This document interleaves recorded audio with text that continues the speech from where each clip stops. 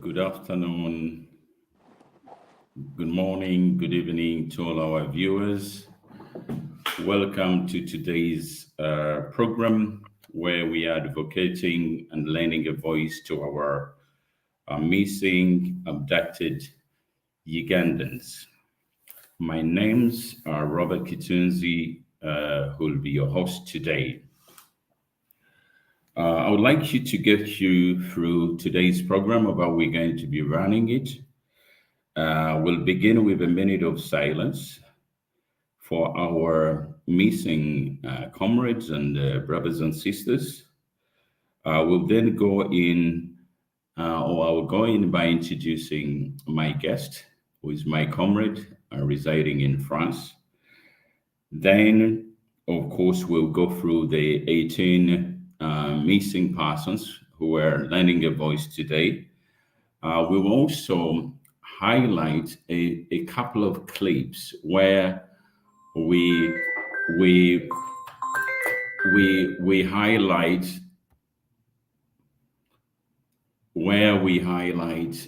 sorry comrades, where we highlight the government's acknowledgement that they had John Bosco Kibalama. You'll see the clip, and you probably have seen the clip. Then we'll also play a clip of Johnny Damolira, of what is going on and how the government is trying to brush aside that they don't have John Damolira.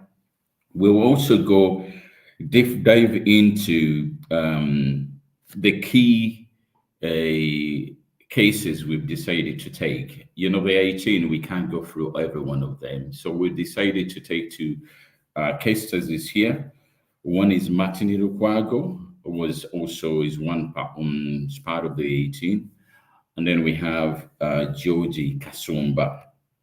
I think my colleague who will be my guest will be giving you more detailed information about these people. And then we'll go into the questioning time. I have a few questions to my guests. And then obviously after we've gone through his questions and his answers to the audience, I'll then invite the public out there to give your insights, your questions as to what we're discussing today. How can we solve this conundrum we find ourselves in? So with that, I think we're ready to go. So how did we get here? I'll give you some context and background for those who are not Ugandans, but friends of Ugandans are following Ugandan politics. So we did have a general elections in 2021. And leading up to the elections, it was a heated, as it always is when it comes to politics in Uganda. And the 18 people we're advocating for were picked up or abducted, some prior to the general elections, others during the elections, others post-elections. Yeah. And I'll talk to one specific person who was abducted post-general elections. Her name is Olivia Lutaya, down at a later stage within the program. So, and then we must ask ourselves, who are these 18 people? Did they know each other? Very highly unlikely. These people were picked up at different locations across the country, so they didn't know each other. That far we know. And I can summarize, I can break down these people in three categories. Yeah. So you get a clear picture of what we're dealing with and what we're discussing about. The first category is of those who are vying for political positions. Some have been nominated for vying positions either on the local councils, municipality, to members of parliament. That is the first category. And then we have the second category. I will call this category as they die hard of the main opposition, which is the National Unity Platform. These people were very unapologetic, and they were loud and clear about who they wanted to vote in as the president, incoming presidents. So these are the people which, just because they were very vocal and they made their positions as to who they wanted to vote in, they became victims for these to the regime operatives. And then the last batch or the category of people we're talking about within the 18 we're advocating for are those people who got caught in the crossfire. How did they get caught in the crossfire? They were caught in the crossfire out randomly without their own knowledge. How?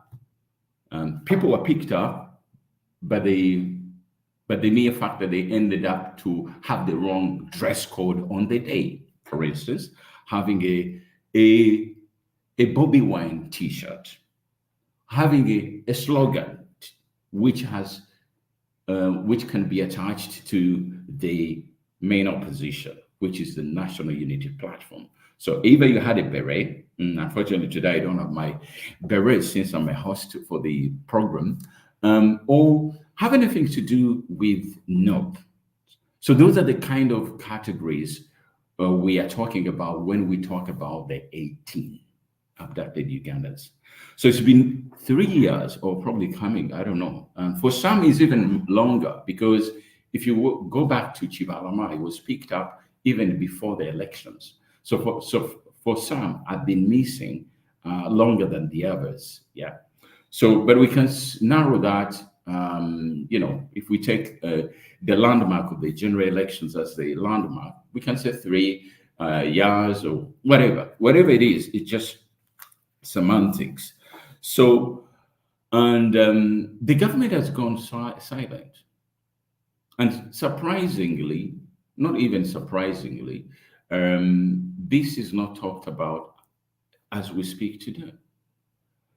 The government has intimidated the populace to the sense that it's almost like a taboo to talk about these 18 people, which is appalling. I don't know whether this would go well in Kenya, but that's another discussion. So no one on the local scene in Uganda is talking about these 18. Neither are the MPs, the people we voted into the parliament, are talking about these people, which is disgusting and very disheartening. Yeah. And this is to do with the intimidation from the incumbent of the ruling party, NRM. So that leaves us, the people who are abroad in the diaspora. It is our responsibilities as Ugandans in diaspora. We don't lose touch with our brothers and the roots just because we happen to be in the diaspora.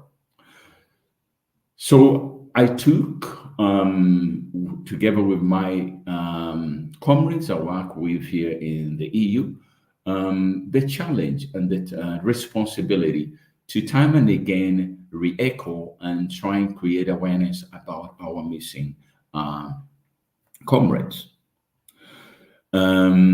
Otherwise, this would be treated as another piece of information which goes by and no one can follow it up.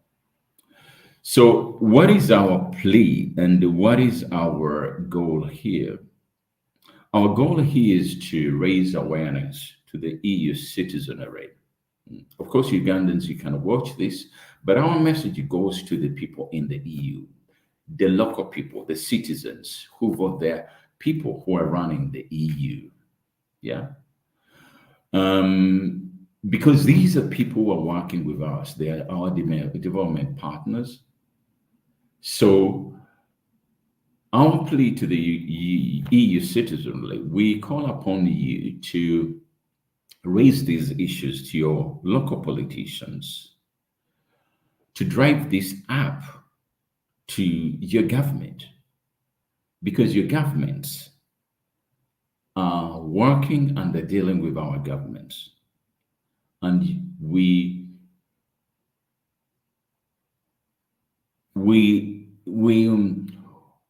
upload and we implore you to support us as you've always been.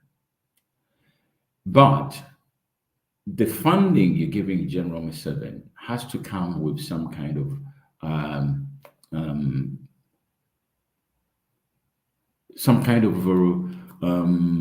regulations. You need to task them on the accountability on certain issues as human rights. So at least we know you're doing some part to help us through this. So there has to be some preconditions as to going as far as asking, challenging him, what is going on? It's been 3 years, because the money you invest, for the citizen, really, your taxpayers' money is being sent to Uganda, and it's being used to abuse human rights. You can say, okay, it goes to other things, development programs, yes, but let there be a precondition of accountability. So we ask of you, we beg of you to ask of General Museveni to come and account for these 18 people. It's been 3 years and the government has gone silent.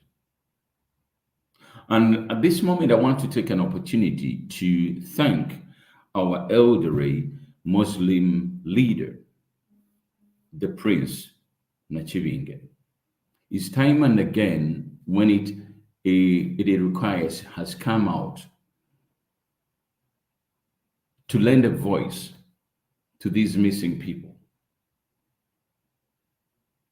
That's a noble thing to do. That's what all of us Ugandans should do. And in his argument, he says, if these people have committed crimes, bring them to the course of law, of justice. Let the justice be served. He goes on to say that 3 years down the line, or 5 years, you call it, if you're keeping score, if you fail to get the evidence, then it's obvious there's no evidence. So do the right thing. Release all political prisoners, especially the 18. They have families, they have relatives, and we're relatives through them because we're a nation of people. So let me go to one specific case, which is very interesting and disturbing. Olivia Lutaya. This is a young lady who happens to be a political activist like anyone. He was not vying for any political seat, but he happened to be a very unapologetic supporter. The interesting part, and which is saddening, is she was picked up 2 months after she gave birth. So she's been held in prison without bringing her to courts of law and charging her for whatever crime they believe or they assume she might have committed, which is very sad. Can you imagine, as a mother, and I'm referring to the mothers in Europe, could you figure out that you could at some point be detached to your kid you barely breastfed 3 months after giving her to birth, and you've not had any attachment to your kid. It is very inhumane for someone to do such a thing, I would think. We have mothers and organizations of advocating for human rights. This message goes to those in Uganda, the women organizations, people advocating to women rights. We've not seen you come out to advocate for the injustice melted upon this lady. It's time to step up to the plate, I would think.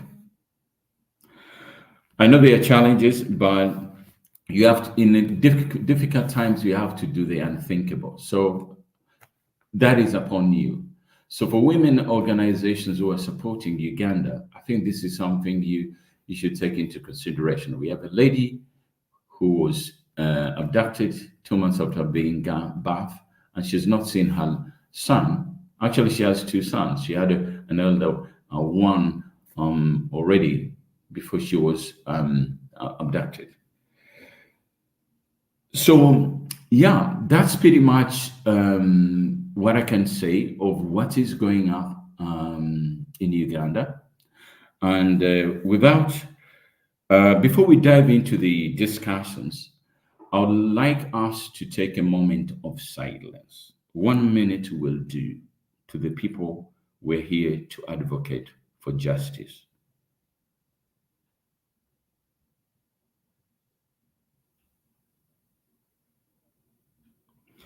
Great. So I'll take this opportunity to invite my guest, my comrade, Mr. Mugisha. Introduce yourself to our viewers. Yeah, I thank you, my dear comrade, the host of today, Comrade Chitunzi. I'm very delighted to be here today to deliberate about some of the issues that are very vital for our country. Because when we talk about, as you've mentioned, my name, I'm called Mugisha, and I'm the vice chairperson of the EU in Europe, the NUP in Europe. So it is one of my obligation to highlight some of the issues that are happening back home because I'm a Ugandan before I become anyone. And it's one of my duties to make the people understand what is the real thing happening back home. Because when we speak about the abduction, this is something that is inhuman, something that is not right. Because when people are abducted, a lot of things happen. They are tortured. Abduction comes with along with a lot of things. It comes with agony, sorrow, torture, mental health breakdown of families and the people who have been abducted, family breakdowns, and a lot of things are attributed to what we may call as abduction. So it is more than a word. It is something that shouldn't be happening in this era, in this century of the world, because the world has moved away from such actions long time ago. So I believe we should be open-minded as people of the world. The European Union, the European Commission, the European Parliament, the European government, they have the human rights commissions, they have the human rights charters that really, speak about such things being happening, Because when we talk about that same issue of abduction, I may give you the most recent one of my brother, who was abducted just recently, just a snippet of it.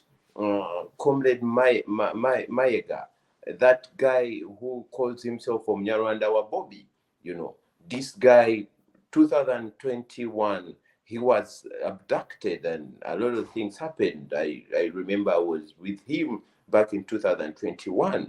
And recently, just last week, he came back when he was torture to an extent, has bruises of iron, flat irons. He was sodomized. He was, a lot of things happened to him. He was forced to make love with a fellow man without his consent, and things of such nature, which is creating a lot of fear and a lot of agony to people. So a lot of things are happening when we talk about torture. We are talking about people who have businesses, people who are not redundant, people who vote, because one of the comrades who was abducted was from voting, people who have families, who have children, who have responsibilities. We are talking about the real problem, because even as I speak right now in Uganda, every day a person who is affiliated to the National Unity Platform, a human rights activist, he is being abducted. Even if you make a statement around, even if you don't have followers on Facebook or anywhere, but you speak about human rights and you speak about the atrocities caused by the junta, caused by the dictatorship around your border stage, in the morning you may be picked up. These are the stories back in Uganda, whereby when you start speaking about the junta, the dictatorship, even your family people, even if it is a family meeting, they will ask you, oyagala tuleetera drone sebo? It means that a lot of fear is being instigated in Ugandans. People don't have rights to speak. People don't have rights to hold the government accountable, because they fear that they will lose their lives. They fear that they will die. They fear that they will lose their children. So this is a deep state problem that really needs to be handled with a lot of knowledge, with a lot of help, with a lot of international observing of these issues. Because even if we speak about the human rights, they are the same people who are, how can I say it, crowns of the vices. They rubber stamp the actions of the dictatorship. Recently we saw it, an MP being abducted from the court, even if he had a case to answer. He was from court and he was whisked away by people not dressed in uniform, having pistols, having guns, shooting in the air in the premises of the court. And he was abducted. He was taken by unknown people. So a lot of things are happening, and I believe it is the right discussion we have to keep on pushing and talking about. And on top of that, I'll speak about my sister, Comrade Sharon Kemi, a counselor in Kawempe. She was abducted. She's a mother and spent a lot of time in abduction centers. She was brought back with bruises again just recently. So a lot of things are happening, and every day, things are happening and abductions are taking shape back in Uganda. Back to you, Comrade Chitunzi, to push us more. Good stuff. So thanks for the introduction, Comrade Mugisha. I think moving forward, I think I would start by sharing the faces of who we are advocating for, or we're lending a voice to. Yeah.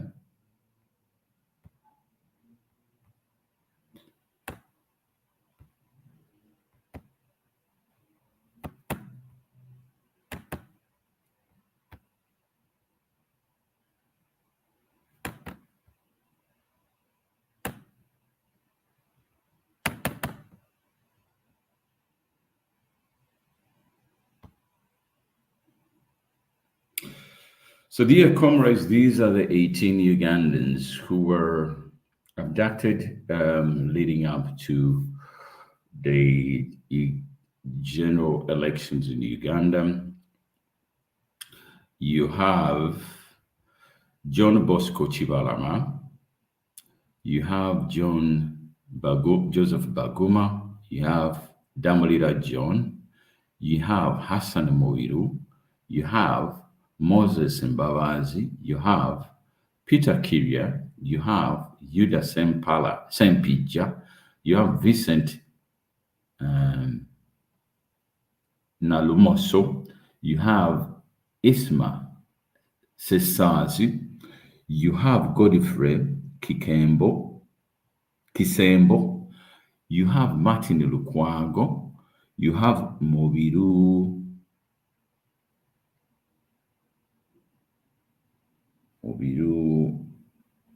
sorry, I'm not getting his last name, Mobiru there. Then we have George Kasumba, we have Mohammed Kanata, we have Michael Semudu, we have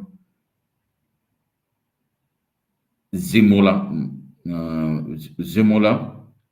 we have Mustafa Luemba.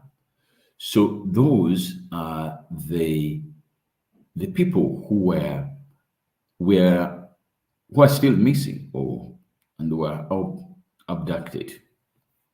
Now, this is an interesting thing, you probably know, and I will show you a clip of where she came out to the media acknowledging that they had John Bosco Chibalama. So this is our prime minister, yeah? So our prime minister, not only the prime minister, together with the Ugandan government, they have to produce John Bosco Chibalama, dead or alive. Yeah. This is the same. Yeah. So, and then I'll go in to highlight.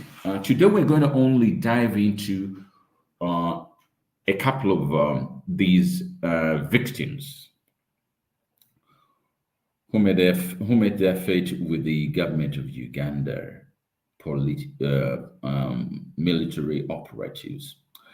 We're going to deep dive into Martin Lukwago. My guest will give you more detailed information surrounding him. And then the other person we're going to be also focusing on today, in today's discussion, is George Kasumba. He will give you some intro. So who are these people? I can also highlight this. Probably you see them.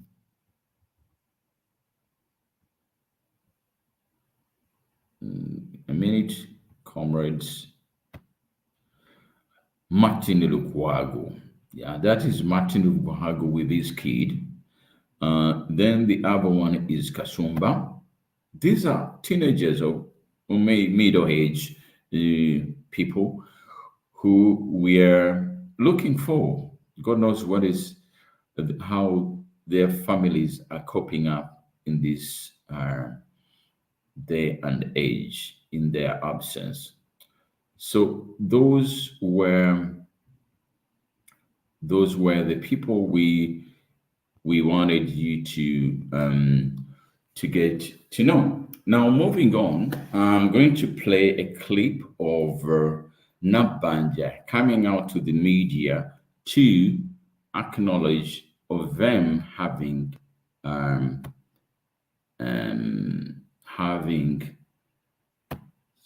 Chibalama. So you'll bear with us.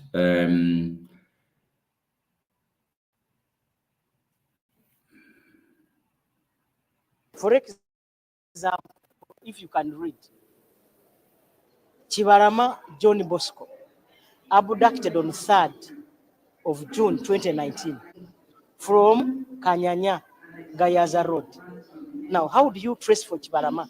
But we are fortunate that Chibalama was traced.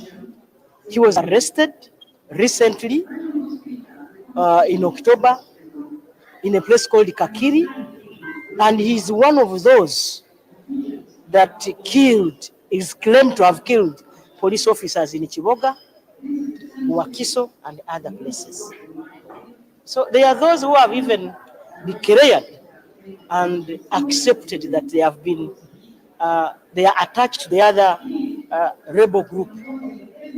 coalition for change. Remember? So such people really cannot be arrested. So we will move on to a different clip of Johnny Damlida.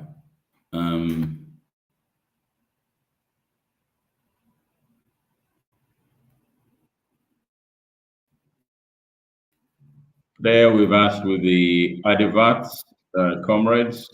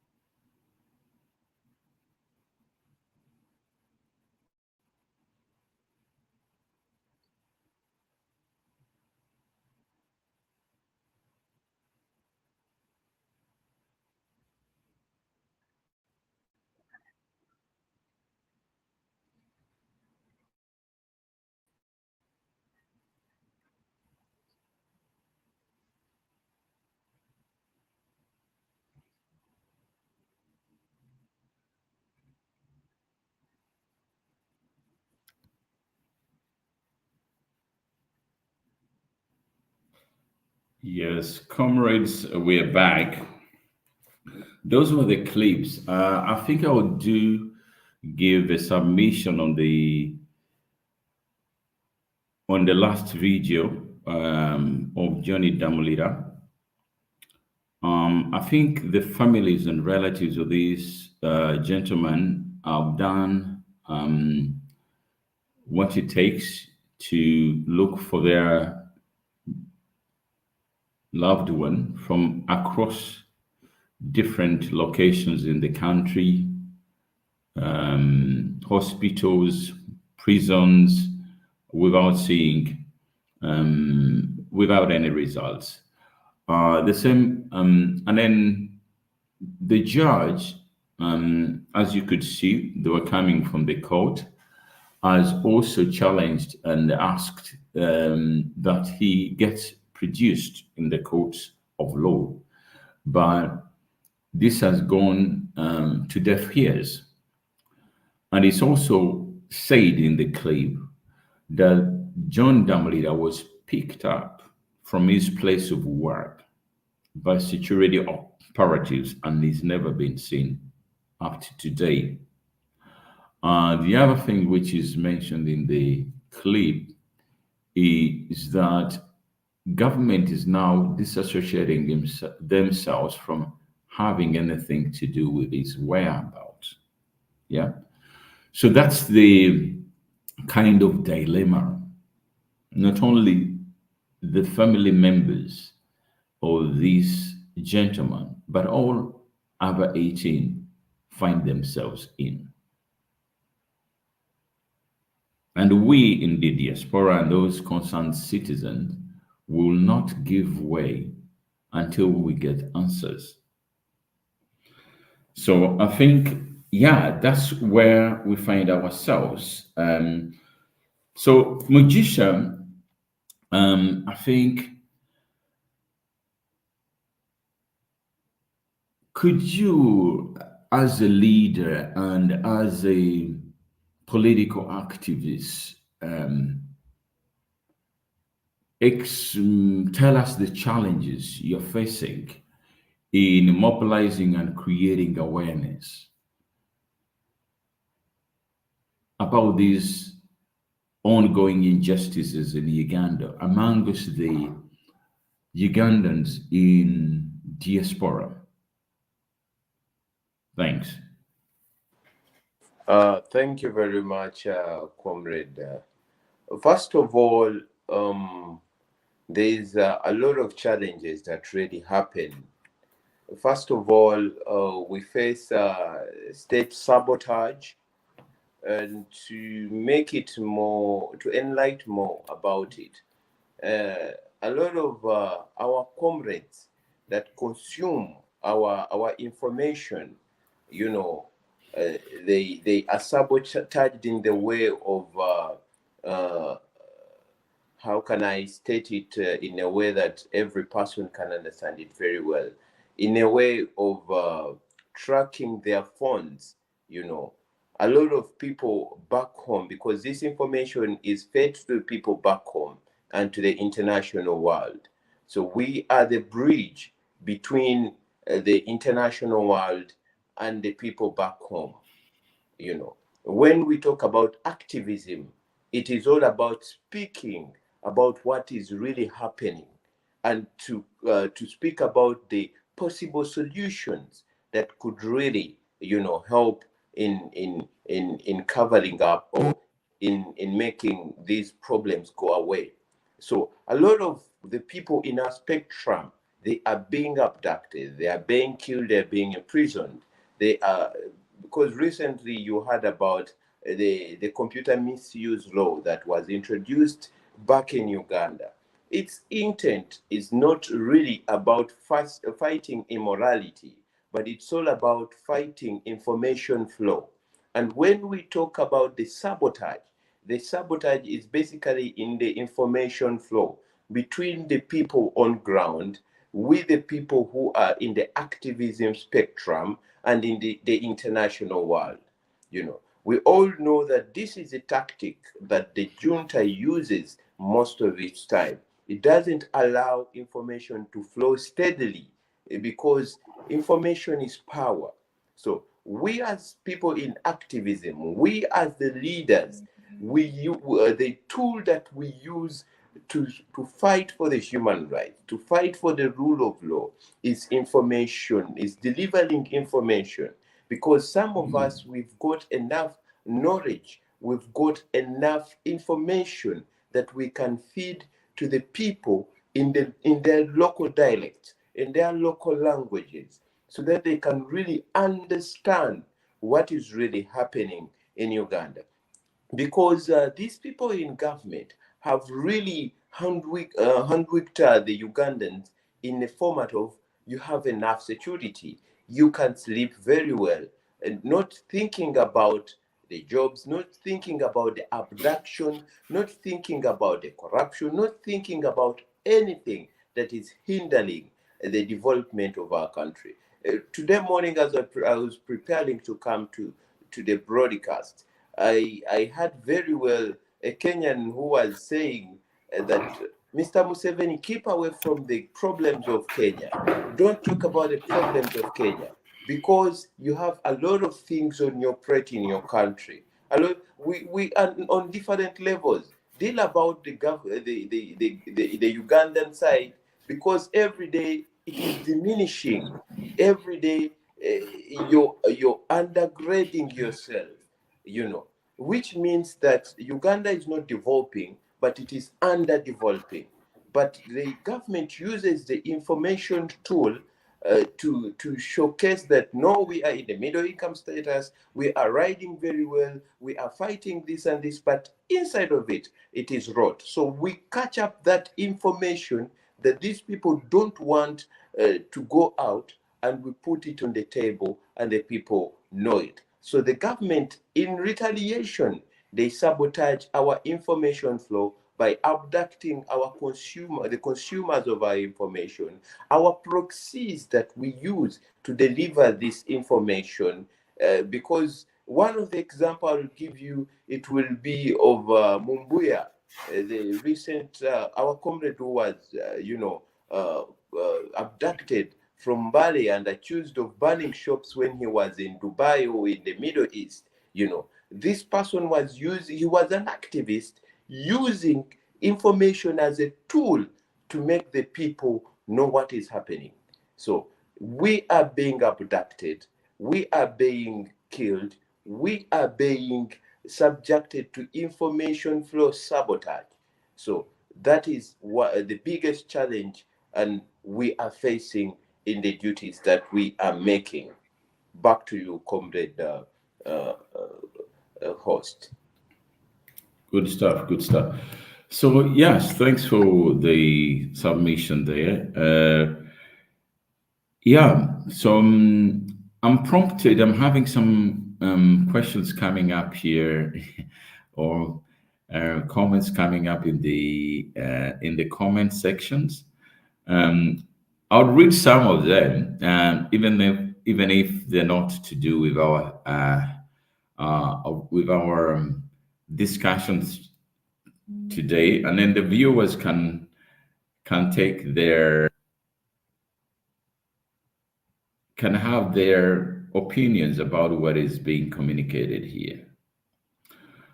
We have free all political prisoners is one. Then there's another one, free all political prisoners. And then we have Twagara Kabaka, Twagara Kabaka. We want our Kabaka back by force. We want our Kabaka by force. We want our Kabaka by force. Those things will go.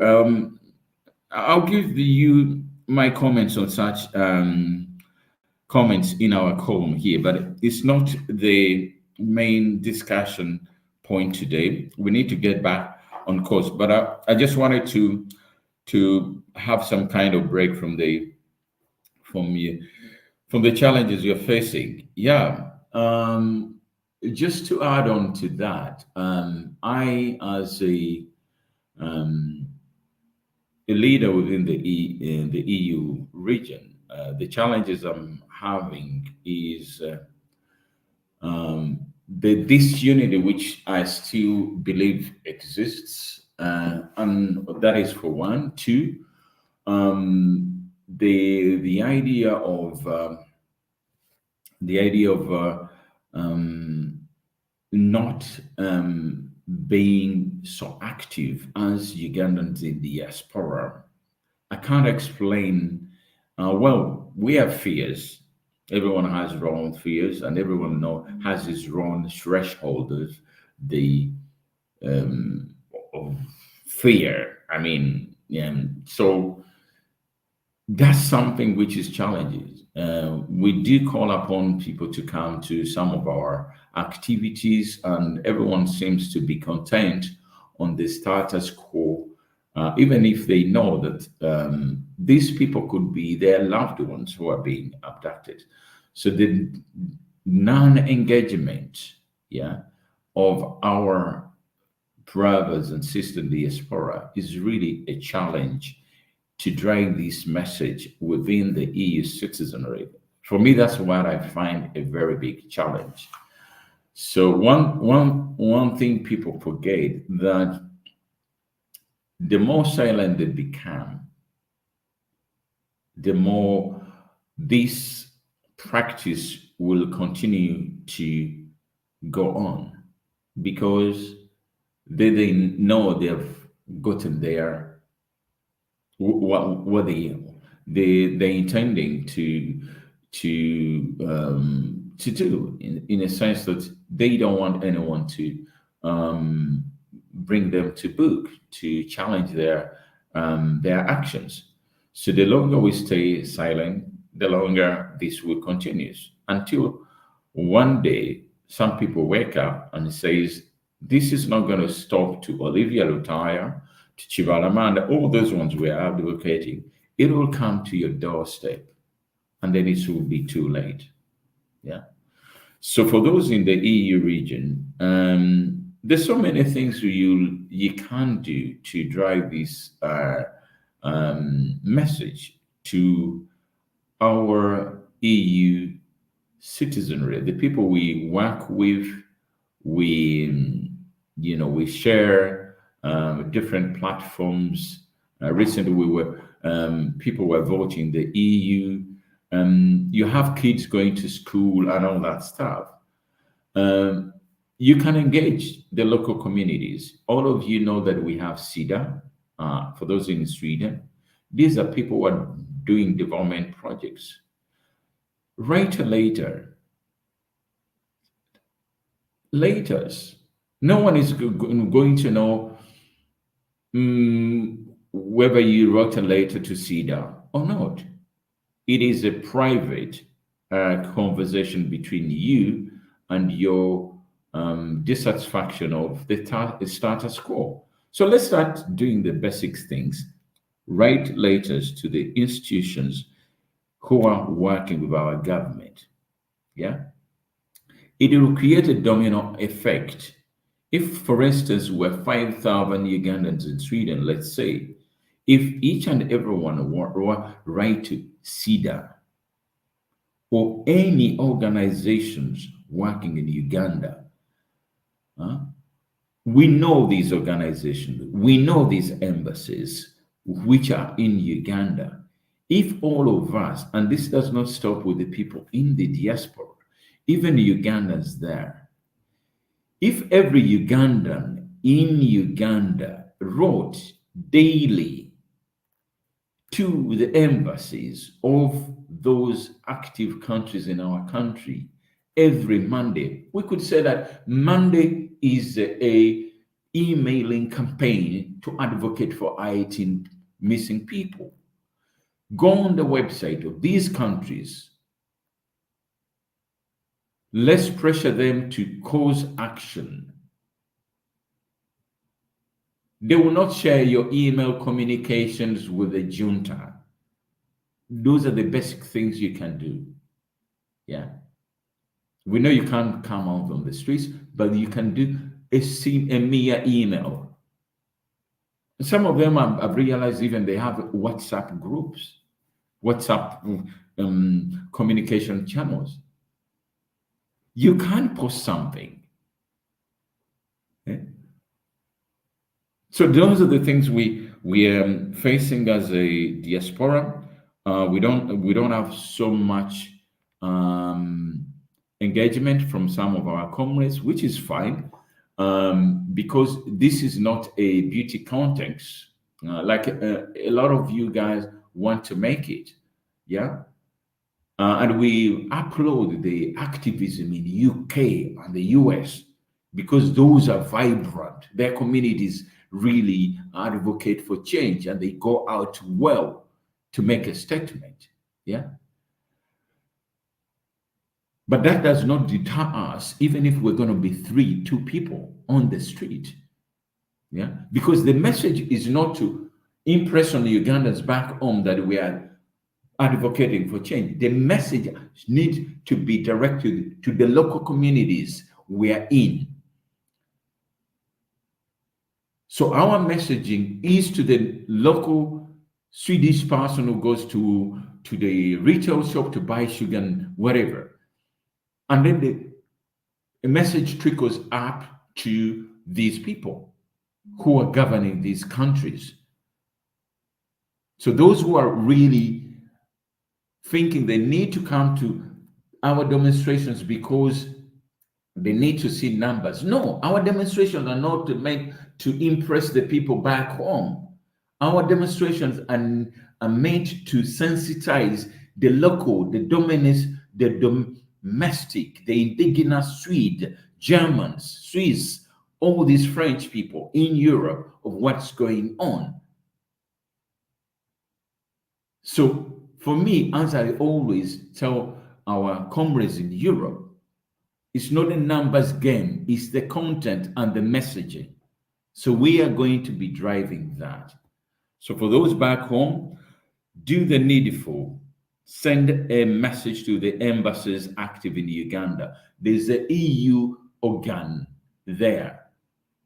I would start even from the EU. Message them every now and then. Let's say we call Monday is a messaging day. Every Monday, like every Uganda has to send a message to the EU, to all the embassies. If we do that, they will feel the heat. So that's what I would suggest. So moving on, Comrade Mugisha, I would like to ask you another pertinent question, which probably resonates to everyone in the struggle in the diaspora. Yeah. What are your expectations from our development partners, the ones who are doing business with our government, in terms of resolving this conundrum we find ourselves that 3 years or 5 years or I've lost count. We're still missing and we're still talking about these 18 people. What will it take? And what expectations do you have of our development partners to help us or assist us to really sort this conundrum? And the second part in the question, what recommendations would you, as an activist, make so that we really can go over this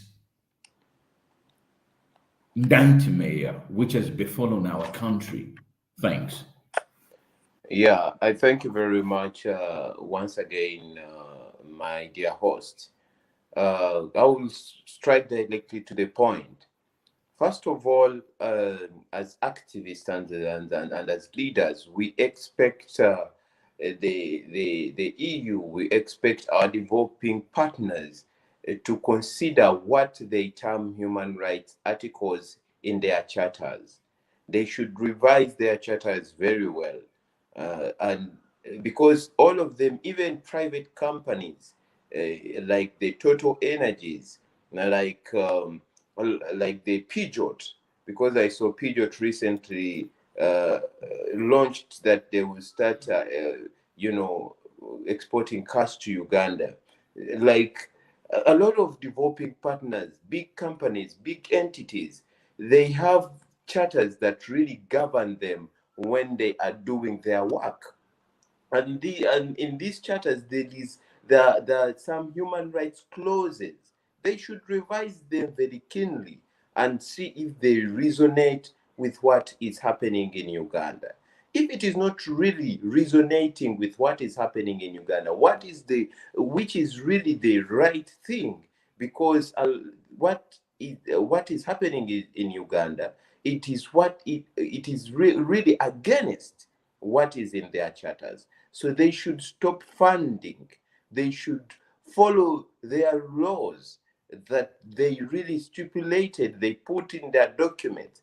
They should follow their laws and stop funding and stop injecting money that is not being used to develop Ugandans, but money that is used to step on human rights, to step on rule of law in Uganda, which means they are really funding the misery of Ugandans. They are not funding the development of Ugandans, because even in broad daylight, you see people in government swindling money, using money to bribe.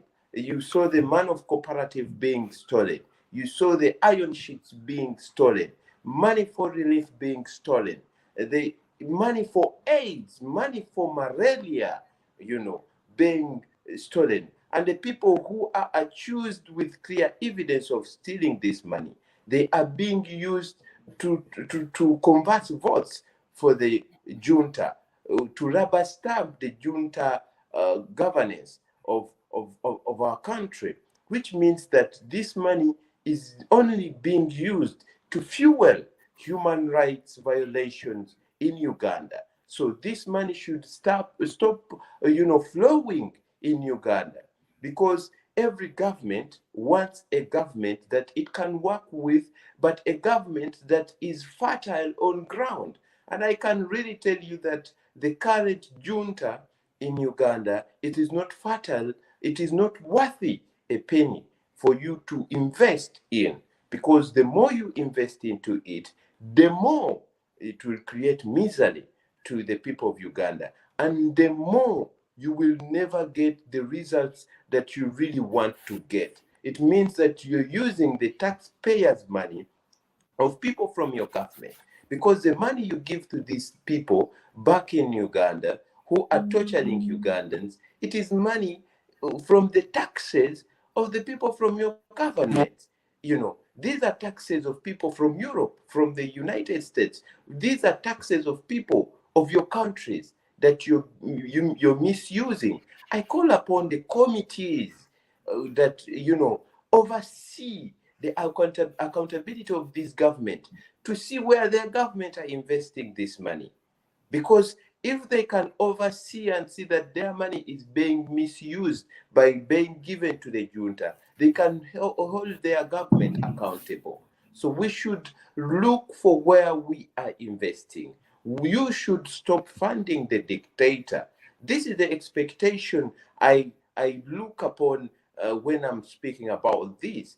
The embassies, the foreign missions in Uganda, they should do an oversight on the ground. They shouldn't rely on the government documents. You know, that the embassy is waiting for a document from the Ministry of Agriculture to highlight how the funding was being used. But rather, the embassy should send people on ground, make research, make reports, real reports. This can facilitate you to know that the money you're giving is not being used, but rather it is being misused. And another thing, what I recommend, as you said earlier, I recommend the young people of Uganda to emulate what is happening in Kenya. You should emulate the zeal.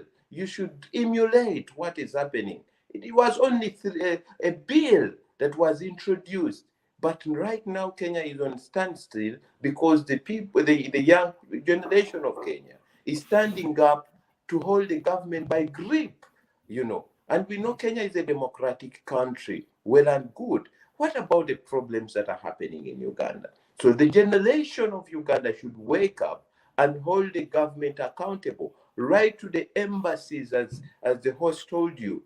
Write to them, deliver letters there, you know. Write to their emails, write to the ambassadors.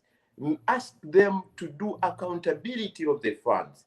As citizen, you have a right to write to the foreign mission that, yes, you gave us a gift, but our gift was not delivered to us. Our gift was eaten by the sender, by the carrier. You know, the gift you gave me, the carrier you gave it to deliver to me, he sat on the roadside and ate it. You know, you have to raise your voices louder and louder. Back to you, comrade host. Thanks. So I think you made a few remarkable comments there, which resonate to me. As someone who lives in the EU, it's really disturbing that a big bloc as EU, which advocates for those who are in Ugandan, I think the EU is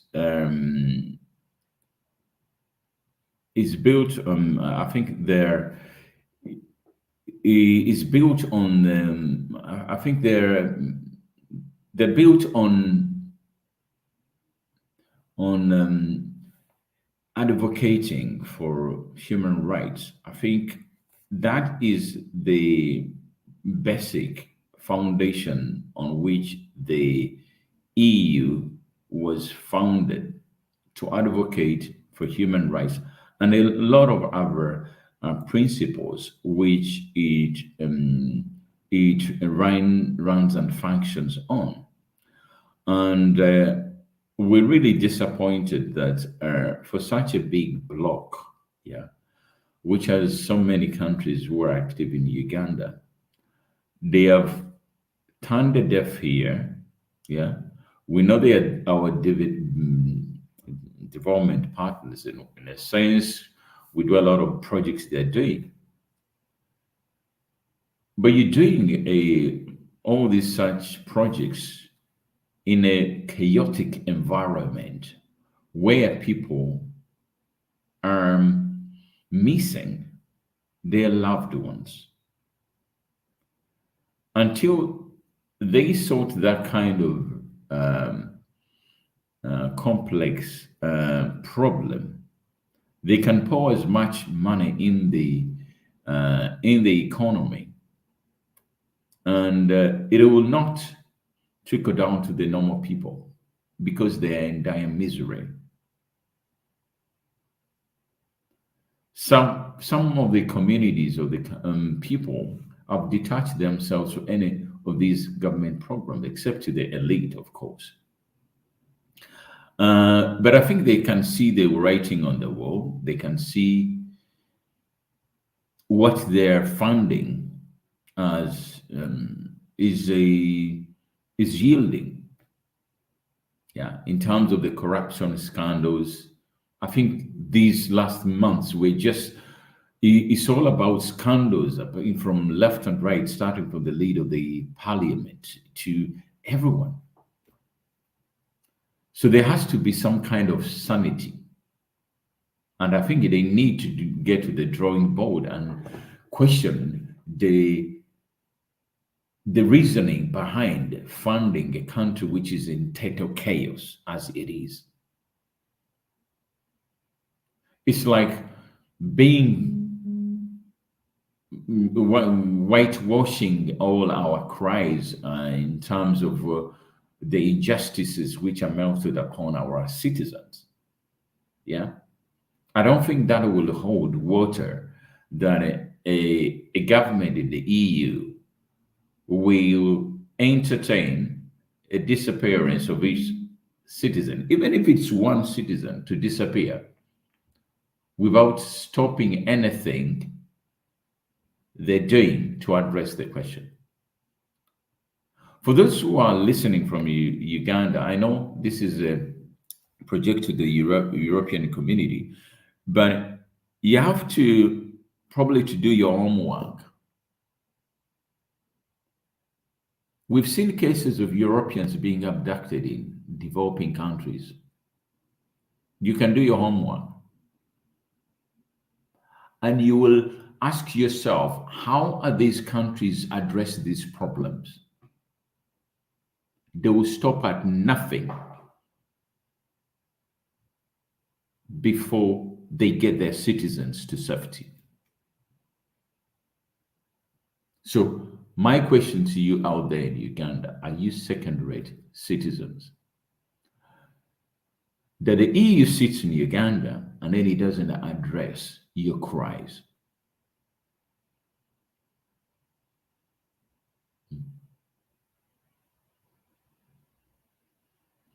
And I'm not advocating for someone to abduct for any kind of action to be melted upon our development partners. But I think you need to question their position on the situations going on in Uganda. And this goes back to them. I think they need to stop the double standards. All of us were shocked here at the recent EU Business Forum. Promoting trade in which kind of environment? Some countries went as far as pushing so many countries there to do business in Uganda. In which kind of environment? When people are missing their relatives and brothers for ages without accountability, and we're doing trade. Who's going to work in those countries, or in the factories or business ventures out there? Missing people or kids?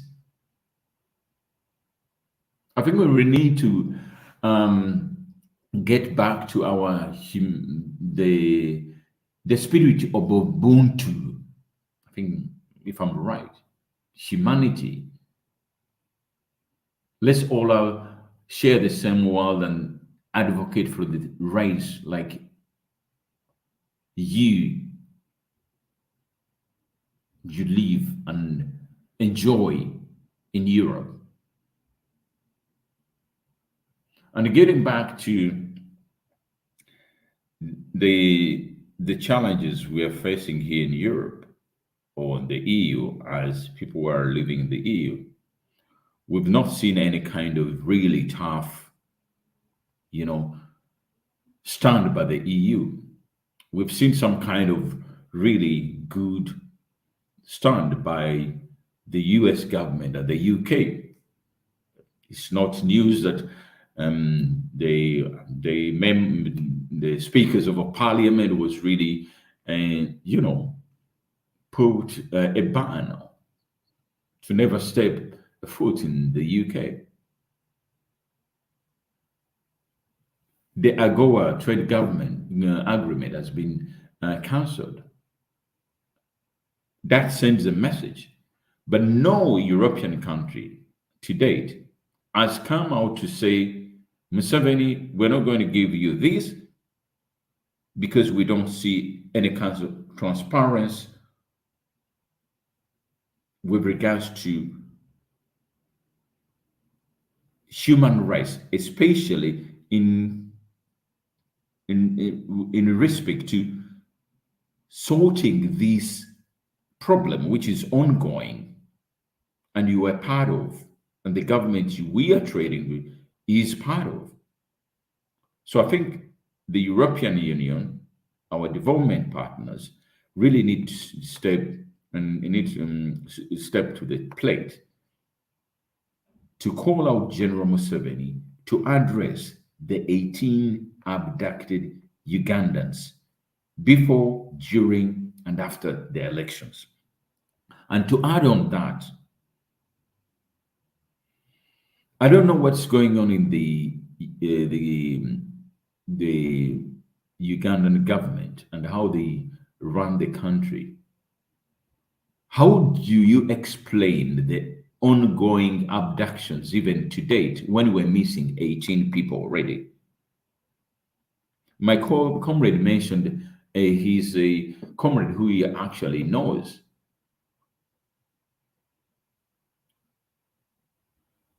Who goes by Munyarandawa Bobby, who abducted recently, and he came out when they had burnt all his body with flat iron, bruises all across his body.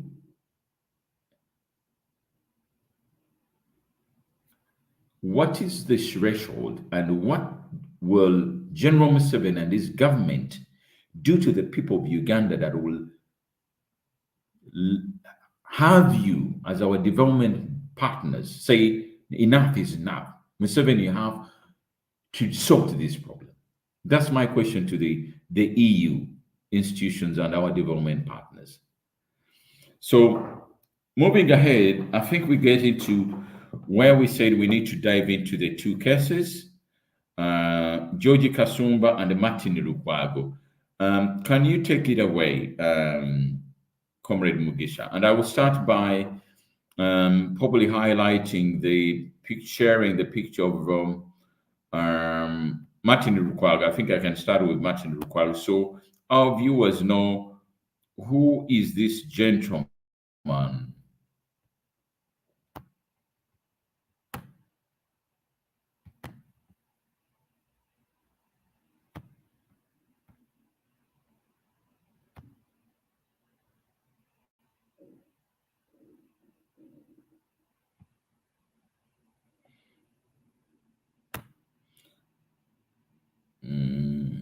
Comrade Mugisha, do we have Martin Lukwago on the screen? Yeah, we have him. We have him. Good stuff. Good stuff. Just checking. So this is the gentleman for all our viewers. So please carry on. Yeah, I thank you, Honorable or Comrade host. First, as we talk about this person, we are talking about a person, as both of you can see, 35 years of age, Martin Lukwago, a businessman, abducted in 2020, and right now we are in 2025. That marks how many years? Those are 5 years.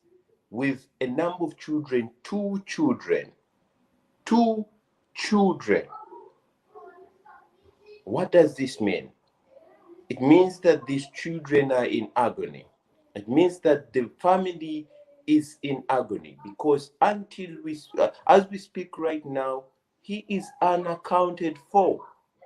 And when we raise our concern to the Human Rights Commission of Uganda, they will come up with nonsensical statements. I'm sorry to use that word, but it is really nonsensical to accuse him of that. Some people, they are in Dubai working you know, for sure. How can a person who is working for 5 years, who ran out of the country for 5 years, doesn't have a communication channel with his or her family? Let's use our mindset as human beings. Let's think beyond before we speak. Let's use our hearts. Let's use our mind before we speak. You know, all of us, we heard Madame Nagadia speaking nonsensical statement that Comrade Martin Lukwago, you know, Comrade Martin Lukwago, you know, they don't know, he abducted himself. He lost in thin air. And then after the government brought a stupid stunt that I've ever seen in this world, you know. And they say very clearly, they wake up in the morning and they bring a person claiming that this person is Martin Lukwago, you know.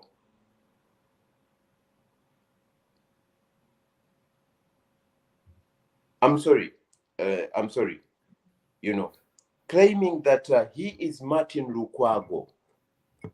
But seriously, a person who was married, a person who has family,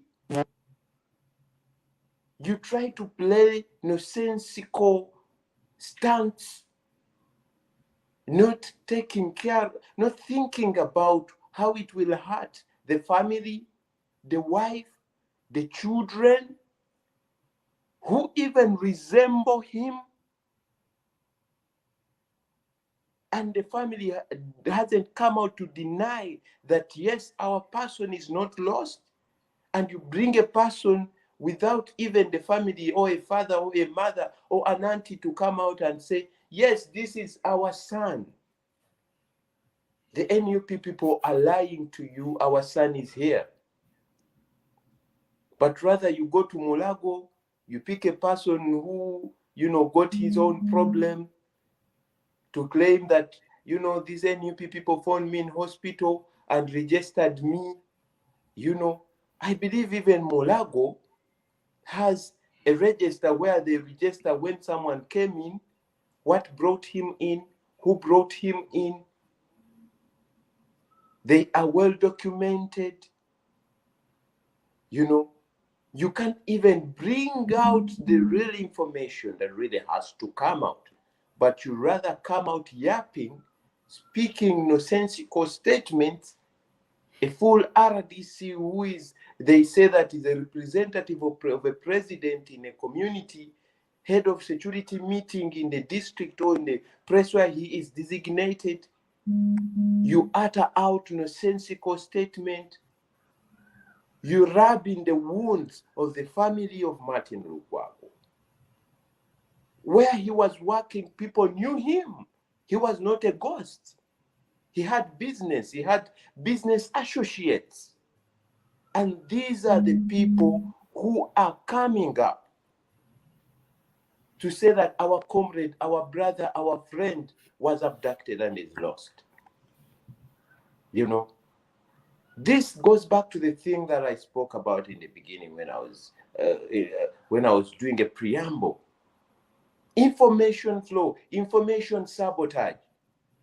You know, I believe people who are on this live, you should be sharing more and more so that we open the eyes of the people of Uganda so that they can get information. You know, we should hold this government by grip because the wife is there grieving. For 5 years, he hasn't been getting his marital rituals. It means even if our comrade Martin comes back, he may find when the wife is long gone, if the wife is not so strong. That is Comrade a breakdown. Mogesha, could we move on to Kasumba? Yes, we can, but If I'm you're, sorry to be so more attached about these issues because these people are taking Ugandans for granted. I know, we can't help it but be emotional when it comes to these really touching stories. So I understand where you're coming from, but give us some breakdown on George Kasumba, please. Yeah, I thank you very much. I would speak about comrade or our brother George Kasumba. As you see on the poster, 39 years of age, also a businessman, abducted in 2021. We are talking about 4 years of abduction with 3 children who want basic needs to go to school, to eat, medical. As you know, Uganda medical is so expensive, school is so expensive, feeding is so expensive. Even if a relative takes up the mantle, even the relative has his family that he's taking care of, you know. And this person was abducted on his way after casting a vote, which means that he is a responsible citizen of a country, registered as a voter. You know, he's a person who has a business. He's a person who was paying taxes, a person who was not redundant, who was not rouge, a person who was, you know, working, a person who was taking care of family and other people. You know, we are talking a person who really had something to do for his country, who knew his rights. And he was a supporter of change. I can put it out loud and clear.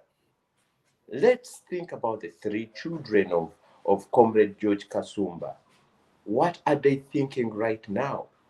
What is the wife of George Kasumba thinking about right now? What are they thinking about?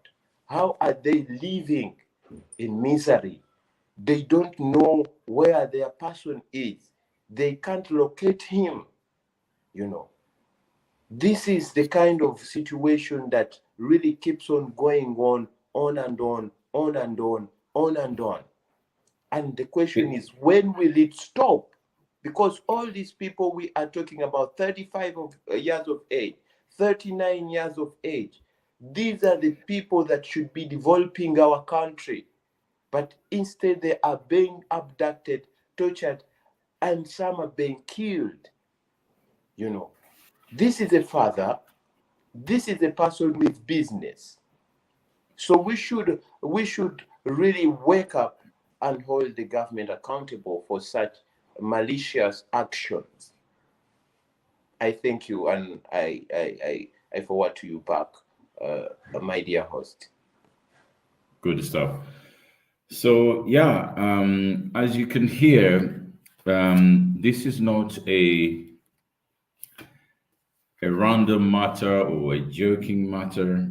People are concerned. Even ourselves, we're humans. We can't help being carried away and emotional, because what touches our brothers and sisters really touches us to the core. So for those who think that we don't have anything to do other than being on Sunday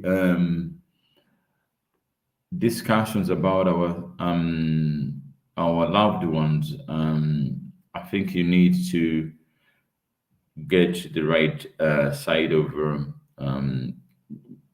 you need to go to revise your moral compass. Yeah, we're talking of people who are missing their family. And one thing which really disturbs me as someone who lives here in the diaspora, especially in Europe, in these developed countries, is that if this happened here, of these 18 missing people or abducted, if by any chance any police they had committed any crime here, the families of these people would still have a safety net, because the government will be fending for them if anyone committed a crime and they're charged for that. But where is the support system? For you who thinks that this is a joking matter, Do you know what the families and the kids of these people are going through? Is there any support system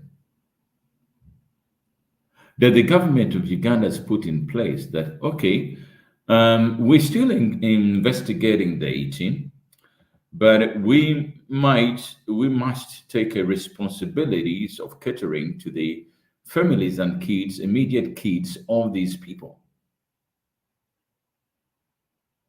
I don't think whether people think about along those lines, but you can imagine what these families are going through.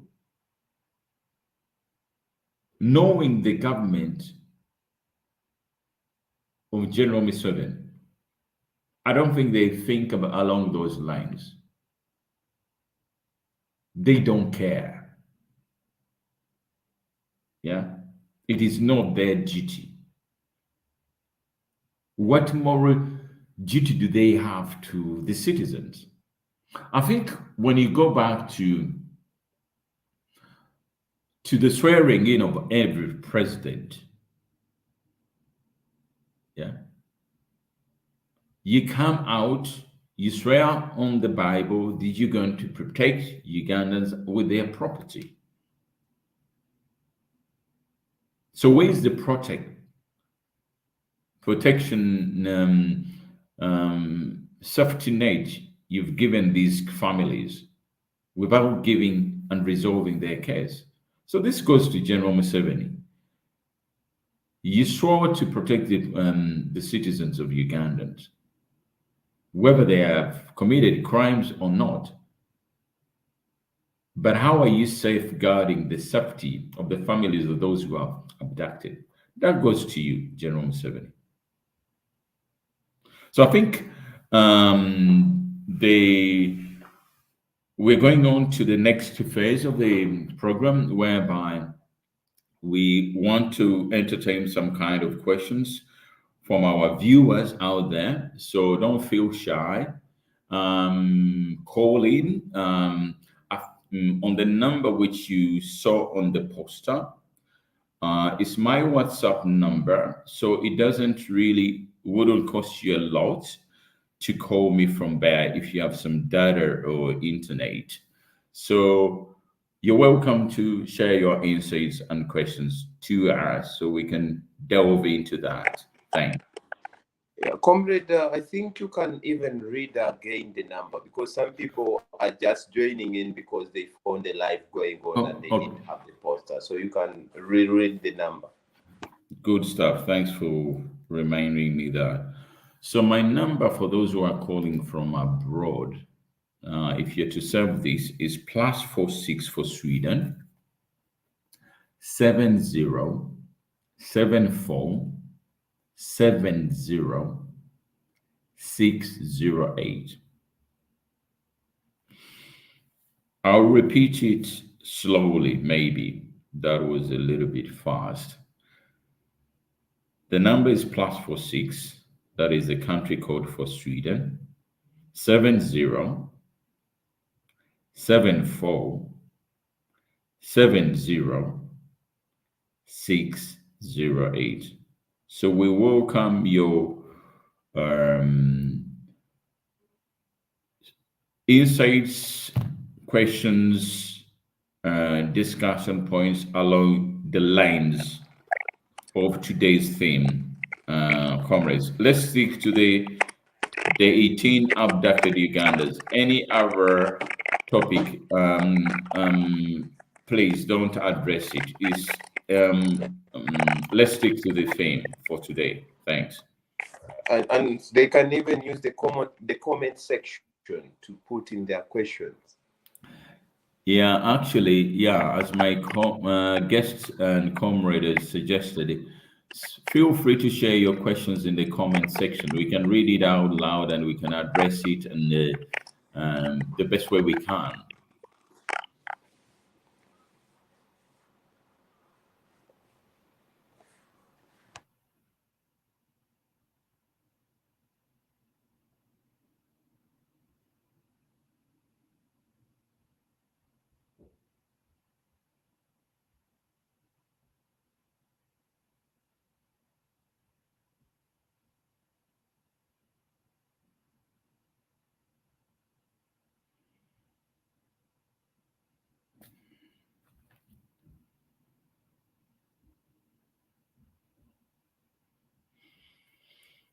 Hmm.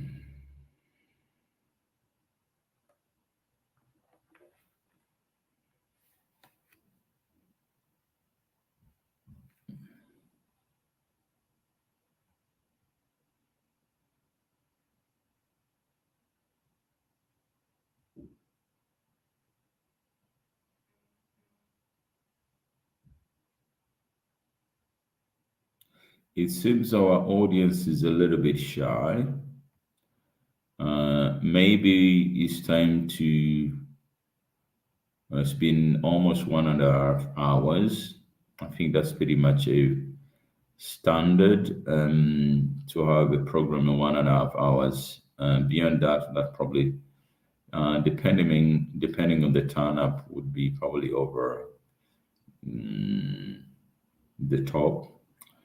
So I think, comrades, our viewers and listeners, if you don't have any questions, we would like to summarize today's sessions for a pertinent issue to all Ugandans and friends of Ugandans, where we still, 3 years plus, we're still advocating for our abducted comrades for political reasons. So I think I'll start with you, my guest, dear Comrade Mugisha.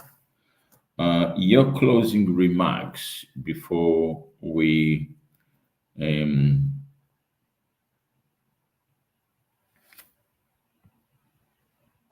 Okay.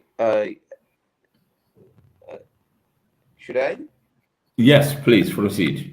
Yeah, I thank you, my comrade, for the time that you've given me. Yes, their life has gone over for 1.5 hours. It means that we haven't even hit all of the issues. It means that the issue is big and very big. So we should deliberately every now and then be doing the same thing. We should be speaking about these same issues. I was here and I read a certain comment where one of our comrade, the ambassador of EU in the National Unity Platform, comrade, uh, our comrade, you know, uh, spoke. Comrade Nico, Dr. Nico, spoke about that. In the real thing is that it is a genocide happening in Uganda. I concur with you, and I thank you for being for viewing and being always up on stand to see what how we can deliver our country. My comrade, I want to tell you that really it is true. A genocide is happening in Uganda. People are being abducted and killed.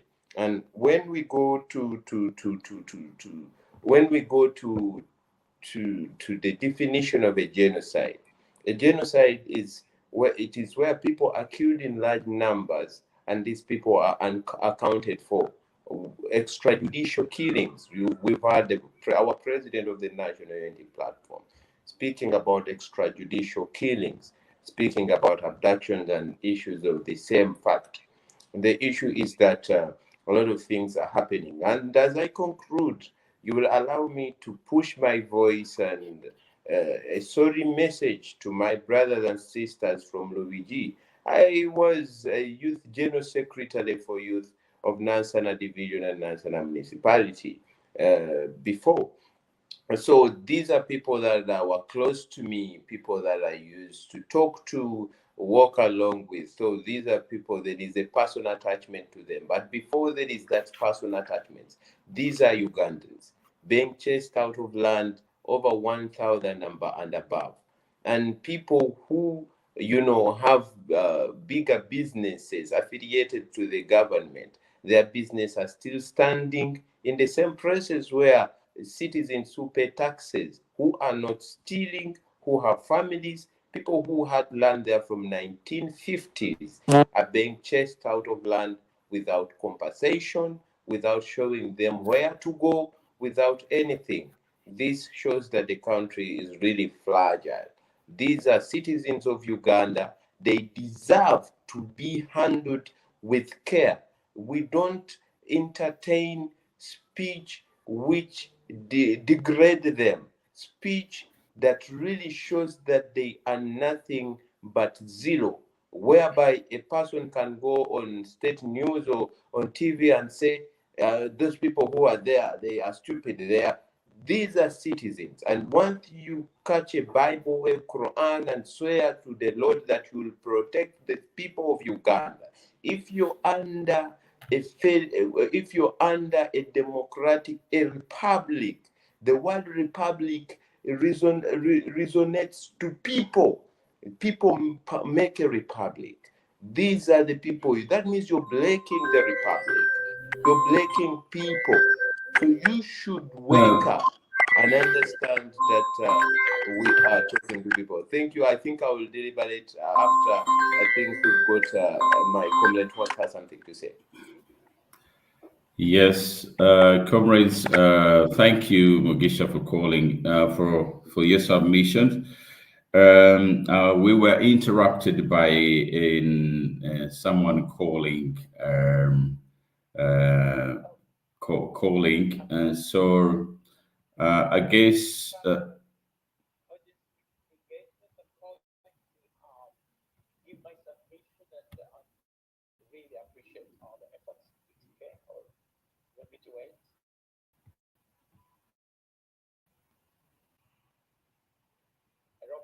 Yes, yeah, go ahead. You're loud and clear. Okay, thank you very much. My name is Johan Castro. I'm calling from Sweden.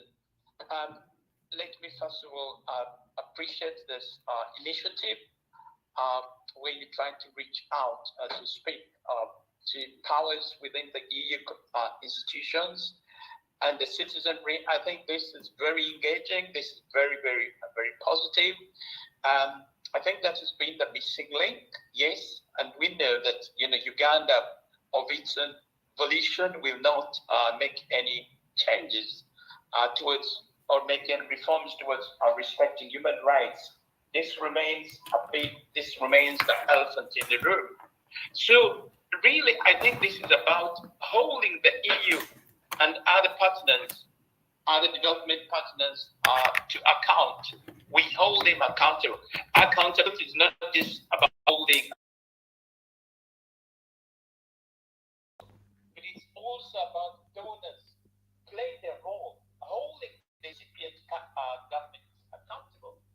And here's why the EU, if we talk about respective or the individual members, they're signatories of various international conventions. They actually bind them to make human rights a big issue, and therefore it becomes part of the governance equation. So they should not give aid to countries. They should not give aid to countries that are grossly violating human rights. And of course, Uganda is number one, or at least amongst the leading countries. So we as EU, we as Ugandan citizens, we as Ugandans living in the diaspora would like to hold the EU accountable. It has to play its role. It is a signatory of, for example, the it is a signatory of the Universal Declaration of Human Rights, which calls for prioritizing human rights in any transactions, in any dealings. It is a signatory of the International Covenant on Economic, Social, and Cultural Rights, which equally prioritizes rights. So in other words, the EU must demand of Uganda to respect human rights as a precondition for any transactions, as a precondition for even giving aid, and they are not doing that. We see that, there are credible reports out there, so it's not a question of lack of reports or lack of investigation. All the evidence is out there. Now, for the EU to, on the one hand, pretend to uphold human rights and democratic principles, while on the other hand, it is aiding and abetting human rights violations in Uganda, just beggars description. So we are calling upon the EU to stop funding Museveni. We are calling upon the citizens of the EU to demand to put to demand that their governments and their institutions are doing the right thing. And therefore, they should, at this juncture, stop supporting Museveni. Any amount and money that is going to Uganda is just helping to aid and abate the gross human rights violations. It is very, very important that these demands are put forth, and here's why. Any continued support of Museveni surely legitimizes the dictatorship and whitewashes the atrocities that are being committed. Secondly, in efforts towards helping Museveni in the current climate just continues to undermine our efforts to liberate ourselves. And this is very regrettable. And thirdly, any continued efforts, or continued support of the dictatorship merely prolongs the suffering of Ugandans, and it prolongs the suffering and oppression of Ugandans. And we really think this goes against the very values that they stand for. And fourthly, and very, very importantly, in support of Museveni, if they do not take action, merely emboldens the dictator to go on suppressing people, because he knows there are no consequences. And this is really what's happened. The period has been in power, the 40 years has been in power. The EU, notably, if we're talking about countries, individual countries, Sweden is one of them, France is one of them. They've just continued to religiously support the dictator without putting any preconditions. And that's why he couldn't be bothered. He just goes on killing. He wakes up and on the whims of his mind, he decides, he will kill and he will not kill, because there are no consequences. I think the time has come for the EU to follow the example of the US, to follow the example of the UK. So what is it that makes the EU reluctant to impose sanctions when all the reports are out there, when the US has acted on those reports, when the UK has acted on those reports? We really think it is time that the EU came on board. In particular, we call upon Jan Sadek, that is the EU representative in Uganda. We've seen he has really been causing up with the regime when he should be holding them accountable. So, in summary, as I summarize, ladies and gentlemen, accountability is not just about the EU holding Uganda accountable. It is also about the citizens. It's about the Ugandans in the diaspora holding the EU institutions, the EU citizens. We are holding them accountable, that they must live up to the conventions that they've signed up. Once again, Mr. Host, we thank you very much, and we appreciate this initiative, and we hope that the Ugandans are going to continue to rally behind your efforts. And maybe finally, let me say this to the citizens, to the Ugandans in the diaspora. We are so privileged to be where we are, but we're playing a minimum. We're not doing enough. I really think everyone should come up. Speak to your local representative. You have the internet, you have the skills. Write to these different institutions and ask them to stop supporting Museveni. So this is something that we must do, and we must step up, increase the pressure. If we leave it to Museveni himself to wake up and have a good heart to forgive our people or to release them, that is not going to happen. Our people are not going to get justice. Thank you very much. Once again, over to you, Mr. Host. Thank you. Thanks, Comrade Joe, for your submissions. I couldn't agree more to what you just said. EU needs to do more, just to be on point. So I'm going to bring on a comrade who requested I call him. Is our EU ambassador, Comrade Nico. I don't know why he can't call me, but requested me to call him. Let me see Um, let me see if he picks up. So hold on, our viewers. Um,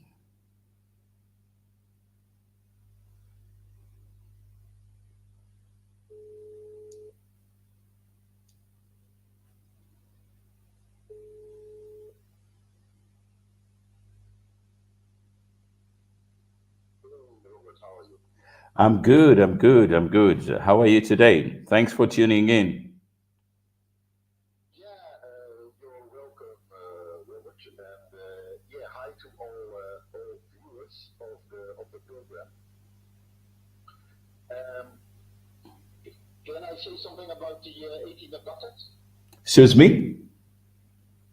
Yeah, so can you hear me well? Yeah, I can hear you, but I didn't hear the last question. What is it that you want to address?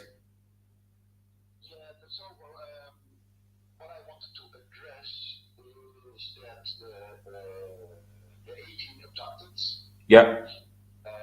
it's the tip of the iceberg.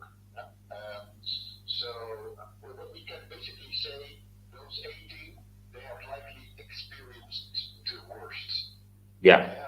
Because we keep records. We have now identified 3,000 names of people that were subject of the crimes of the dictator. Of those 3,000, about 2,000 experienced illegal arrests and abductions. Then the abductions can be then further qualified in drones or people arrested by police. So many people also get arrested during demonstrations. But since these people, it's on camera, so usually these ones return.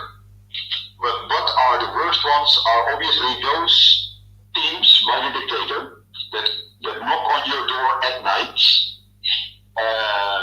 and that take the people. And because it's all done anonymous, these are the people that experience the worst torture. And so I saw some comments on this great episode. And one of the comments was free the 18 abducted. And I think we need to be honest. I think without any exception, they're all dead. Chigolama, of these 18, he was the first to be abducted, and that was 5 years ago. And then if you look at the dates of those 18, it goes up until elections, so that is now 3 years ago. So these people have been tortured to death, and likely their bodies have been dumped in Lake Victoria. Now they are dead, but what we want is obviously justice. And I think what I want to know, what is the worst thing, is that of some of these people, their existence is even denied. And that because this subject of the 18 abducted from Parliament, it got to the Ugandan Human Rights Commission. They were already notified when it happened in 2021, and they stuck their head in the sand.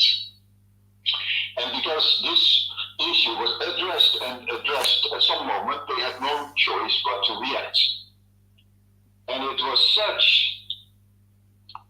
a horrible act for the family and the friends of these people to simply say some of these people do not exist, right? So that is just horrible. And what we need to continue to do, we need to document these stories. And now, as you know, me and a team of Ugandans, we made a submission to the International Criminal Court. And I can share that we have a couple of those 18 in our files that are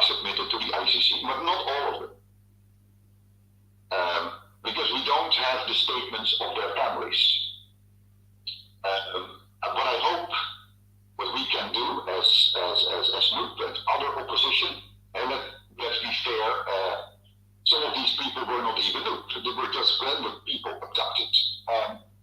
Let's collect these testimonies so that of these 18 abducted, that each one of them is also going to the International Criminal Court.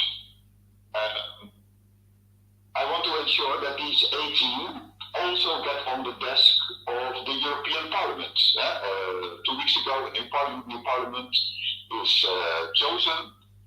Some of you may know that I am the European ambassador, and obviously I discuss with our contacts in the European Parliament what to do against the crimes of the dictator. By the way, I'm very happy that they explicitly call him the dictator. And what we need to do is document those crimes, because that is how these things work. By putting on their desk these undeniable facts, but in written form, it makes our case stronger. So what we saw, I think it was like a year ago, it was in November, when we were still trusting Mpuga. In that moment, he was bringing it to Parliament. He recorded a number of videos. I remember the team of our president also recorded some videos, and that was very good to hear those personal stories of the villages where our comrades were abducted from. But we also need those in paper. Coming back to the Ugandan Human Rights Commission, that is denying that these people were abducted. The interesting thing is, some of these people were not abducted alone, because this is what I kind of unhappy about the 18 abducted. Because I know one of them that was abducted among 12. There were 12 of them abducted at that time in that term. But he was just the only one that didn't return. And the other 11 returned. And they can all testify for this person, and I forgot the name, being abducted. And those people, obviously, the Uganda Human Rights Commission, they refused to talk to them because they're witnesses, and that would force them to take their head out of the sand. So what I would like us as opposition to do, let's collect all those evidences so that I can again submit them to the International Criminal Court. And then my advice to Ugandans is, when you talk to white people like me or other people not aware of the Ugandan situation, please also highlight that these 18 are just the tip of the iceberg. Thank you, Robert, for doing this program. Thanks for calling in or sharing your insights. Always a pleasure to speak with you, Aniko. Have a lovely afternoon. Okay, you're welcome. Bye-bye. Thanks. So, dear viewers and listeners, I think you've heard it from the host's mouth. And to add on to what is said, is pretty much to re-echo, to reiterate of what we need to do. Yeah. I think I would agree with him that much as we're pushing the 18, and the theme is the 18 abducted, these hundreds, the thousands of people who are picked up across the country, who are rotting in the prisons of Uganda, who have perished along the way. I think he's really distinguished from the people who are missing, and from those who end up to get justice. Let's say justice in quotation marks, meaning that if you happen to be a known person or political figure, or for some reasons you're a public person, For instance, I'll give an example of one of the recent abductions, like Masaba. They know, everyone knows him. He has been making a lot of noise, not just noise, constructive noise. The government is very reluctant to liquidate him because he's a known figure. But those ones who are picked up in the dark, who are not known from the public eye, those pretty much safe to say um, the chances that they will disappear forever without our knowledge are pretty much very high. So, and then for and the reason we're saying this and we're highlighting this is that when you lose someone, whether known or not known, it is upon you as a relative to bring this to the public and share whoever that is. It may not be anyone, like I mentioned in the intro. That those who are just picked up randomly because they are wearing the wrong T-shirt or beret, whatever. Yeah? Those will never see the light of the next day. Yeah, so they're easily dispensable, if I have to say that. And so don't keep quiet. We request you not to keep quiet just because someone is saying that if you speak, you'll not get justice. The moment you speak, you don't speak, then you definitely are guaranteed that you may not see your relative anymore because they operate in the dark and they don't pick someone just for the sake of picking them. They know he's trouble to them. So the more they can cause pain and liquidate those they can liquidate, the more they create fear for anyone stepping up.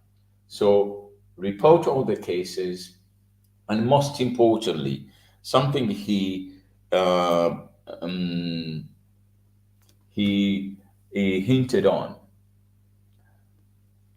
The cases in the International Community Court, but we're missing additional, really, testimonies, especially from the 18. He mentioned, I think we have only 2 who have testimonies.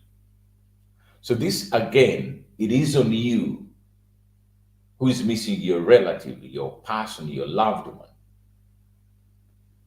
to share that information with us, and we can carry it forward.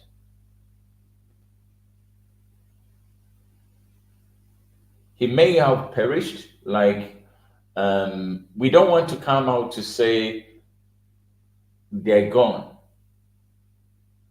But if they're gone, there are repercussions. If they're gone, but this is not our goal. You're entitled to reparations. Your person need to count at some point, whether dead now or presumed dead. So to save yourself and the loved ones and the kids of your families, you really need to give a testimony, detailed information about the disappearance of your loved one. And where do you put this information? For those of you out there, NOPE is not just your normal party. And I'm saying this with pride because I know it's a very solid party with all the ills and whatever they're saying about the party. They're very organized. We have a humanitarian desk which is detailing everyone who is abducted. Unfortunately, some of people don't give pretty much detailed information. They stop on the tip, on the scratch. So reach out to the humanitarian desk, give your detailed information about your loved ones, and leave it to us. That information will reach where it will need to be to reach. So that's our our call to you guys. Help yourself so we help you, so to speak. So yeah, and I think we're coming to the close. My comrade had already probably made his own summary. I'll probably have to give my summary. Yeah, probably even Nico helped me to do the summary because marches that we're doing recognizing or acknowledging the disappearance of these 18 who are presumably dead. There can't, there thousands of people out there. So it's the tip of the iceberg, as he said. Yeah. But how do we solve this conundrum? How do we this chaos we find ourselves in? We need to talk. We need to call to the international community to help out, but they can only help us if we helped ourselves. Like I mentioned in the names during the discussion, there's so many places you can knock on your on to these international organizations, especially those who I would call who are enlightened that you're in the digital space, you're on WhatsApp, you can afford to have a data on your phone, and you can, search information. We're living in the digital information space. Capitalize on that. All these human rights organizations, we're talking Human Rights Watch, United Nations of Human Rights, they have bodies. There's a European version, there's an African version. Forget about the Ugandan version because that is not going to help us. Yeah, and most of these organizations are in Switzerland. Fun enough, but you can find them. They have WhatsApp, they have emails you can send to them. So we call you upon to just get a minute or two once in a while. Like I said, I would rather there is a routine. Like we have a consensus that every Monday morning,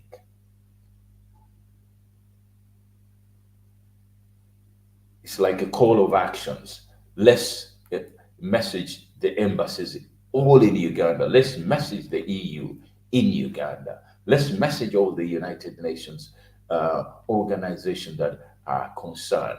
UN, United Human Rights, United Human the refugees, the amnesty, all these organizations. Let's hammer them and remind them that we have a crisis. We have the 18, but that is a drop in the ocean. There are many, and yet there are more being picked up every day.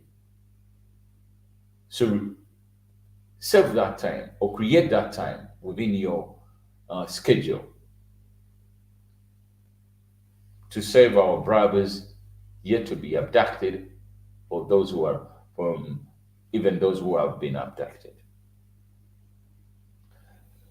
So finally, I need to probably address some of the things which were addressed in the comments in my summary. I think what has been very what has appeared more here, the advocating of Kabaka.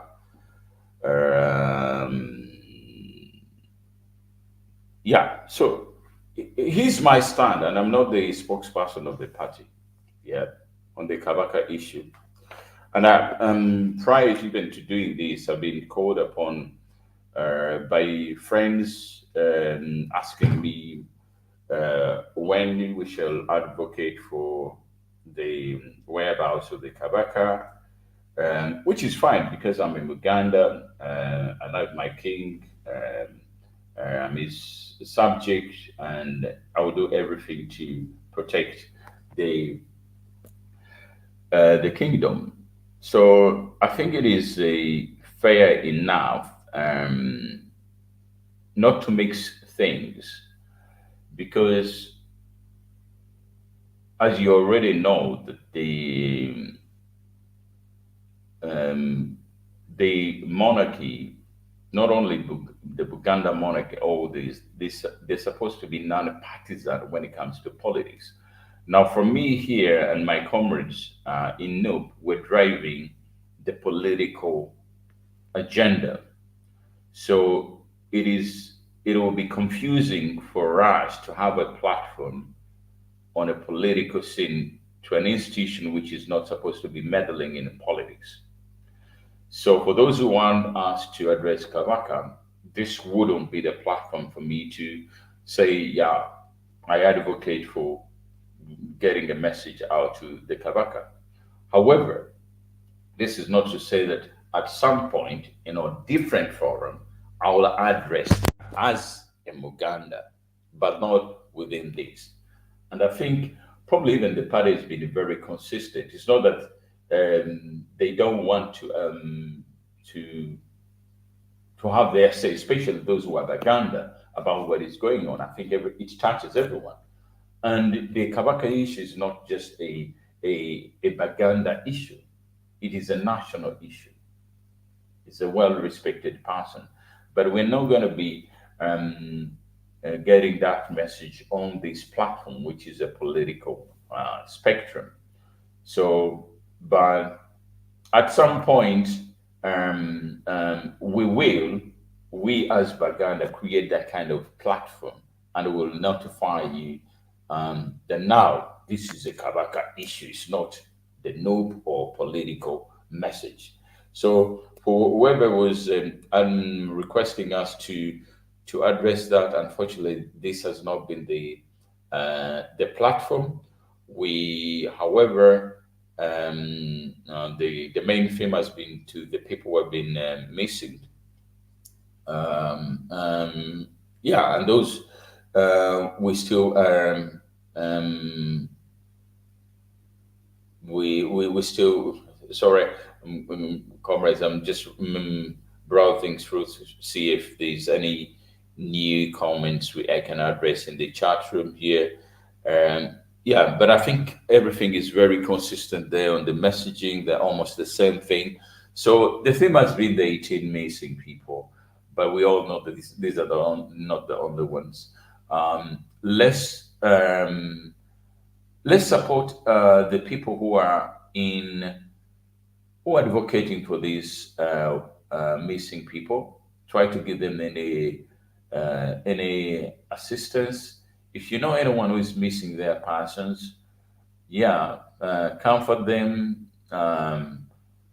support them. We don't have a support system from the government of Uganda, so God knows how they're fending for themselves. So support everyone who's out there who's missing someone who's fallen victim to the regime actions. And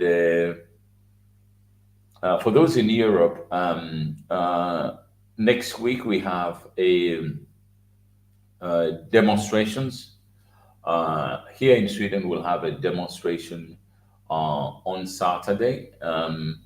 We're here to get approval from the police, but I know it is just a routine. It's just they normally give us the permission. So we'll be still hammering on the 18 and all those ones who are missing. Yeah. So we'll not give way until, and our messaging, as I said, is going to the European citizen, the indigenous Europeans. They need to feel our pain. And God knows whoever will help drive this in their political boardrooms. So those who are in Europe, support your chapters. It's not only in Sweden. We're going to have this demonstration in the Netherlands. If you are in the Dutch chapter, they are going to also have their demonstrations. That is going to be the kickstart. They have a very fantastic program, not to just to promote their after demonstration engagement, but they're going to have a barbecue for the summer.